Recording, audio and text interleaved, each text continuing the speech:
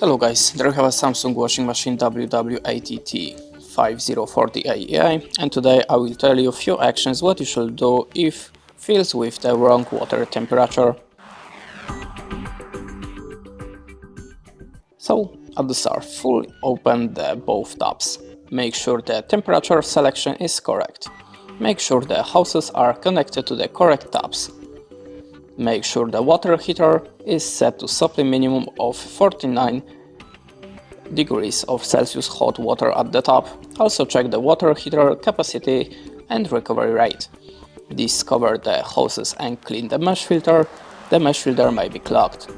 While the washing machine fills, the water temperature may change as the automatic temperature control feature checks incoming water temperature. This is normal.